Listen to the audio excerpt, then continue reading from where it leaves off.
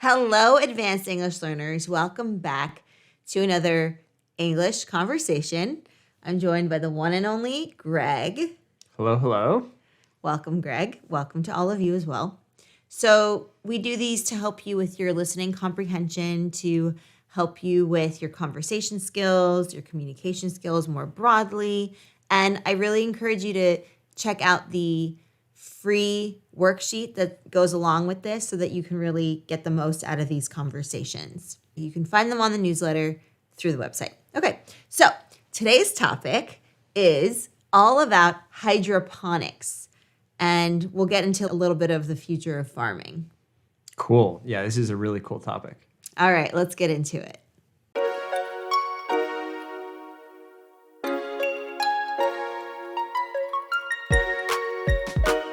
Okay, so Greg, I'm going to have you define hydroponics for us. Okay, so hydroponics. Hydro typically refers to water, right? Something to do with water. So hydroponics has to do with irrigation, right? And it's a type of agricultural method that allows you to raise crops, to grow crops using water, basically, without soil. Now, of course, we all know that plants need water. If you have a house plant, you have to water it every day or so. What most people don't realize is that you can actually grow these plants without soil either, as long as they have the nutrition, sufficient nutrition in the water, right? And so what hydroponics allow you to do is to actually grow these plants without soil. And why is that useful? It saves a ton of space and it saves a lot of effort in terms of managing the soil. You don't need these huge fields. Suddenly you can grow crops in a building, in a small space, using UV lamps. And so you can get much more yield per square foot. And you can also manage the quality of the nutrition much more precisely. That's just so incredible. So it's this idea of vertical farming where, like Greg said, you can grow these crops essentially in a building. So imagine being in New York City and there's a building that is dedicated to vertical farming. I just find that such a cool futuristic concept. Totally. One of the biggest challenges in our food supply chain, a supply chain is, think about it literally like a chain of supplying things, moving things from A to B to C, moving things from the field to the distribution center, to the grocery store, to the end consumer's house. That's the supply chain. All those different parts of getting supplies. Oh, and even before the field, you need the fertilizer coming from somewhere else. You need the seeds coming from somewhere else. The supply chain is actually quite long and complicated. One of the biggest challenges with produce, with agriculture, is that food is perishable, right? It has a shelf life, a short shelf life. And the shorter the shelf life of an item, the more expensive it typically is, because it means you have less time to get it from where it started to where it needs to go. Yeah. And so the less time you can store it, the more expensive it is to transport. You might need refrigerated trucks. You might only be able to keep it on your shelf for a few days, which means you can only stock a smaller amount of it. So you need to get it in smaller increments. So for all these reasons, produce can end up being quite expensive unless you can grow that produce much closer to where it's being delivered. Exactly. And that's where vertical farming becomes so powerful, because think about cities, right? Cities have so many people, they're so dense. Yes. And in order to supply all those people with enough agriculture, with enough produce, it takes tons of trucks, which creates lots of pollution and lots of costs, because you have to pay the truck drivers, you have to pay for the trucks themselves, you have to pay getting things on the trucks, right? There's a lot of pieces involved. If you could instead just have the plants growing in the building that is sitting right on top of the grocery store, all you have to do is take those heads of lettuce or those cucumbers down the elevator and stock it on the shelf. How cool is that? So cool. We've had lettuce, butter lettuce that was grown hydroponically, and it was so good. Do you remember? Yeah, it's fresh. And one of the coolest things about it is you're growing it in a very controlled environment, which means you don't have pests. Yes. And you don't have fungus. And you don't have the need for pesticides. Exactly. Yeah. So they're organic by nature. Exactly. They're organic because there are no pests to cause trouble. And not only are they organic, but there's no sort of insects eating the leaves either. Part of the problem with organic food often is you get much lower yields because the insects eat half of the plant. With hydroponics specifically, you can grow these things organically without the pests, so you get higher yields without the pesticides, which is a really cool combination. So what are some of the things that you can grow using hydroponics and vertical farming? Most produce, I'm not an expert in this, so Yeah. I'm sure there are certain types of produce that grow better than others. My guess is look at what you see on the shelves. Yeah. You see typically tomatoes, lettuce, Yeah. greens. My guess is they prioritize the most perishable foods, which Yeah. would certainly be the leafy greens. Spinach, Yeah. bok choy, because those can perish so quickly. And I think their sort of their root systems are more simple. Where I don't think you can necessarily get, at least to my knowledge, is things like potatoes, right? Any kind of tuber that is meant to live in the soil and grows in the soil. So like carrots. Maybe carrots. Yeah. I'm not sure that you can do those hydroponically, but I could be wrong. This is not my expertise. Maybe someone in the audience knows more about this. But regardless of the actual sort of technicalities of how it's done, it can be done. And because of that, it unlocks huge efficiencies in the production of produce. And those efficiencies ultimately translate into lower prices for us. Yes. We were on a farm a couple years ago, and there was this system where they had a body of water with fish in it. Do you remember what I'm talking about? Yes, we certainly have fish farms. Is that what you're referring to? There was just a pond of fish. It wasn't Yeah. a pond. There were like bricks around it, and Yeah. then there was some like water contraption moving. I don't really remember what it Okay, was. so that could just be a fish farm. Or what it could be is, I know what you're referring Yeah. to. Yeah. So that's something that's called aquaponics. Okay, aquaponics. So let's maybe differentiate between the Yes. two. So aquaponics is equally cool in my mind. Also has the word water in it. Right. Aqua, hydra. These are both water. Yeah. Well, it's funny, this is not my area of expertise, but I think of hydro as moving water, whereas aqua just is water itself. Interesting. Yeah. Think of a hydro dam, hydropower. Right. It has to do with water being forced through a turbine. Aquaponics is, regardless of the semantics, aquaponics has to do with a sustainable agricultural cycle in a small, compact environment. Okay. And so what that means is a typical aquaponic configuration is as such. You have a patch of soil with plants in it. You water the plants. The water goes through the soil, picks up nutrition, and that water then goes into, it gets filters, right? And it goes into a tank with fish.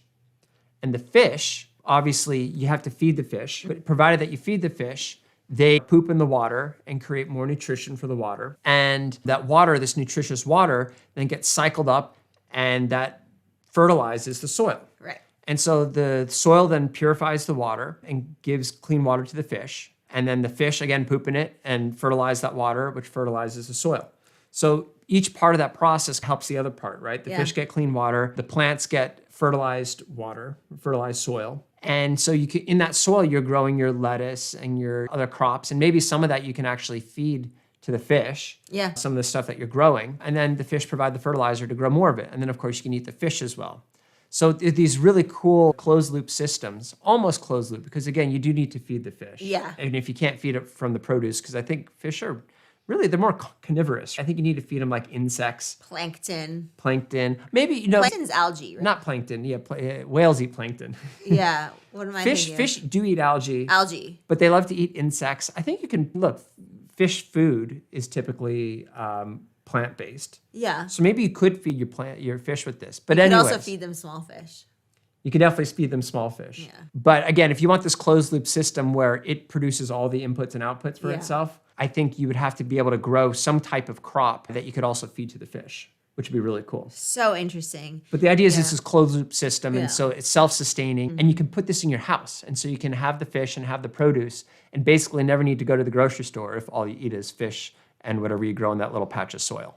Yeah, so it's pretty sustainable, especially for pescatarians who are predominantly fish eaters. We go through periods where we're pretty pescatarian. Yeah, fish is a very healthy Yeah, protein. it is. And what's cool about these really is that you can fit them in a small space. Like you can fit them in a small study. You can fit them in a New York City apartment. Yeah, exactly. That might be going too far, but I bet someone's tried it. And it's great for people who are prepping for doomsday scenarios where the grocery stores run out of produce, which during the pandemic, frankly, did happen. You have this self-sustaining system that you can live off of for an indefinite amount of time. So that you're agnostic to the supply chain disruptions. Exactly. Which we are getting some here and there, even post-pandemic life. Like there are times where you want to check out and something's not available or way more shortages nowadays than we used to have. Yeah. So let's see. I'm really optimistic about vertical farming. I think that it's going to be something that is very futuristic, and I think it's good for the environment. It's good for our bodies because again, it's more of the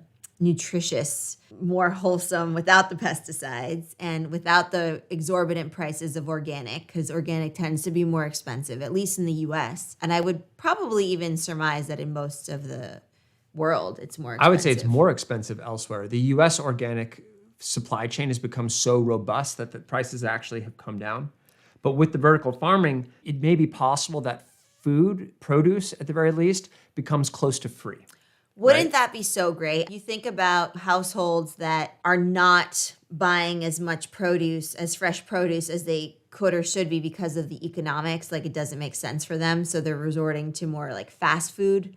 This would be such a game changer for those specific scenarios because suddenly a Big Mac is way more expensive than a head of lettuce. Now, granted, you're going to need more than just a head of lettuce to keep you satiated, but you get what I'm going with. Suddenly it becomes much more reasonable and attractive to integrate some of these healthy crops into your diet because they cost a lot less now. Yeah, and they're also just so great, and then that'll stave off disease and so forth and so on with healthier diets. So really cool. I'm excited to maybe even continue this conversation depending on what you think out there, our lovely listeners and viewers in the advanced English community. So let us know, are you gung-ho as we are about hydroponics? And we're gung-ho about a lot of things. Yeah, basically, we're gung-ho about anything technological.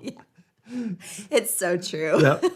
I'm sure people in the audience are calling us out on But I that. think we also do a good job of covering the drawbacks and the potential risks. For sure, for sure. Of course, with anything, there is always pros and cons. And we should caveat this vertical farming concept by saying that it still hasn't really manifested yet.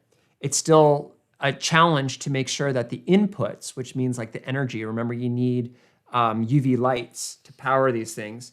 You want to make sure that the energy going in doesn't exceed what it would in a traditional agricultural setting. So right now, it's still quite expensive to produce some of this because we haven't figured out the most efficient way to do it in terms of the lighting and the fertilization and so forth, and also just setting up the real estate. Real estate in cities is very expensive compared to farmland, which is much cheaper. So there's still some work to be done in terms of making it as cost effective as we're imagining. But because it's leveraging technology to improve, technology tends to improve at an exponential rate. And so what was very expensive today becomes much less expensive over a couple of years and becomes basically free over the course of a decade. Which is incredible. We're really lucky to be living in this time where we can actually experience that, which is super cool. So all cool things to keep in mind. Hopefully the future is bright and we'll keep doing lessons like these because we know that you also really enjoy the ones on technology as we do. The future is as bright as we choose to make it. That's a good point. It's up to us. So let's go and create bright futures. Yes. All right. Well, thank you so much for joining us. We're going to see you in the next conversation, and I'll see you for another lesson very soon. Bye for now. Something very big is going live in January. If you've enjoyed the content we've put out on advanced English and Explearning, then you're going to love what is coming next. If you've wanted an opportunity to meet your fellow Explearners in a welcoming and dynamic environment, then what we have on the horizon is going to be perfect for you. So keep an eye out for more details coming soon, and make sure you're subscribed to our newsletter, which you can find on advancedenglish.co and explearning.co, because that's where you're going to hear it first. All right, see you then.